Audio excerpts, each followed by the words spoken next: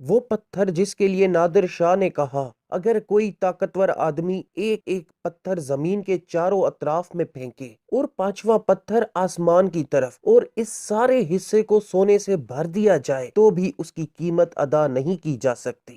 ہم بات کر رہے ہیں اسی قیمتی پتھر کی جسے دنیا کوہ نور کے نام سے جانتی ہے، جس کی آج تک کوئی قیمت فکس نہیں کی جا سکی۔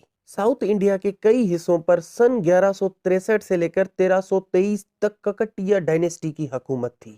بابر نامہ کے مطابق جب 1308 میں خلجی سلطنت کے دوسرے بادشاہ علاؤ الدین خلجی کے لیفٹیننٹ ملک کفور نے ککٹیہ سلطنت پر حملہ کیا تھا، تب لوٹ میں ان کو یہ پتھر بھی ملا تھا، اور مانا جاتا ہے کہ اسی ککٹیہ سلطنت کے دور میں کولور خان سے یہ پتھر ملا تھا۔ لیکن جب بابر نے دہلی کو فتح کیا تب 1526 میں ان کو کوہ نور دیا گیا تھا، اور پھر ایک مغل بادشاہ سے دوسرے مغل بادشاہ تک یہ پتھر منتقل ہوتا رہا۔ 1526 سے لے کر 1739 تک یہ قیمتی پتھر مختلف مغل بادشاہوں کے پاس رہا، لیکن جب 1739 میں ایران کے نادر شاہ نے دہلی پر حملہ کیا اور نتیجتاً کوہ نور ان کے ہاتھ لگ گیا۔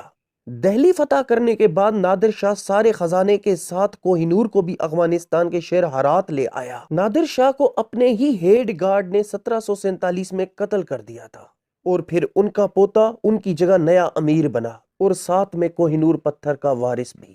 لیکن اس دوران نادر شاہ کے خزانچی احمد شاہ ابدالی نے اپنی ہی سلطنت درانی امپائر کا اعلان کر دیا، جس کی وجہ سے 1751 میں نادر شاہ کے پوتے کو کوہ نور احمد شاہ ابدالی کو دینا پڑا۔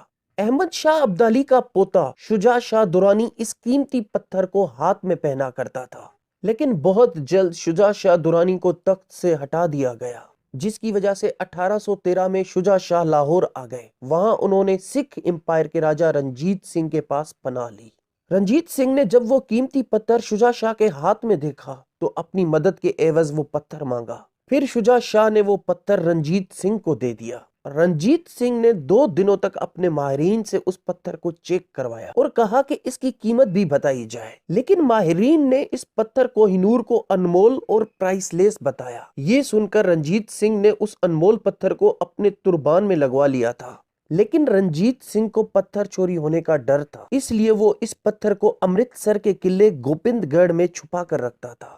سن 1839 میں جب رنجیت سنگھ کی ڈیتھ ہوئی تب ان کے بڑے بیٹے کھڑک سنگھ کو امپائر کا راجہ بنایا گیا۔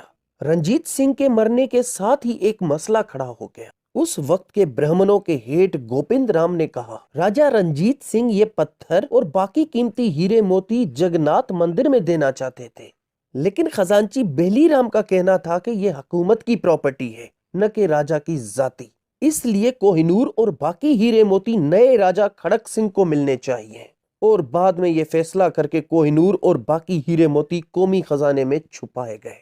کھڑک سنگھ کو کچھ ماہ میں ہی سلطنت سے اپنے ہی پرائم منسٹر دھیان سنگھ نے ہٹا دیا اور اس کو جیل میں بند کروا دیا گیا۔ پھر پرائم منسٹر دھیان سنگھ نے اپنے بھائی گلاب سنگھ کو راجہ بنا دیا، اور اس طرح کوہ نور گلاب سنگھ کے پاس آ گیا۔ لیکن اپنی سلطنت بچانے کی خاطر گلاب سنگھ نے یہ قیمتی پتھر سن 1841 کو شیر سنگھ کو ان پر حملہ نہ کرنے کے عوض دیا، اس لیے 2 سالوں تک کوہ نور شیر سنگھ کے پاس تھا۔ لیکن سن 1843 کو شیر سنگھ اور پرائم منسٹر دھیان سنگھ کو قتل کر دیا گیا۔ پرائم منسٹر دھیان سنگھ کے قتل کے بعد پرائم منسٹر کا بیٹا ہیرا سنگھ نیا پرائم منسٹر بنا۔ جیسا کہ پرائم منسٹر دھیان سنگھ نے یہ سلطنت دھوکے سے حاصل کی تھی، اسی لیے پرائم منسٹر کے بیٹے ہیرا سنگھ نے رنجیت سنگھ کے 5 سالہ بیٹے دلیپ سنگھ کو نیا مہاراجہ بنا دیا، اور کوہ نور بھی اس کے حوالے کر دیا، جو ہمیشہ اس کے ہاتھ میں بندھا ہوا ہوتا تھا۔ اتنی چھوٹی عمر ہونے کی وجہ سے ان کی ماں سلطنت کے سارے امور دیکھا کرتی تھی، لیکن 1845 میں انگریز سرکار نے ان کے خلاف جنگ کا اعلان کر دیا اور سکھوں کو اس میں شکست ہوئی۔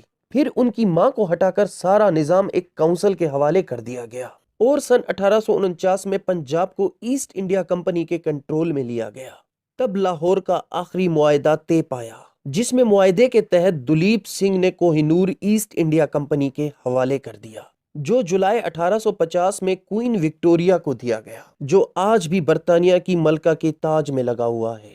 تو دوستو یہ تھی ہماری ویڈیو کوہ نور کے حوالے سے. آپ کو یہ ویڈیو کیسے لگی کمنٹس باکس میں ضرور بتائیے گا. اگر آپ اس چینل پر نئے ہیں تو ہمارا چینل سبسکرائب کر لیں تاکہ ہر آنے والی نئی ویڈیو بآسانی آپ کو مل سکے. شکریہ.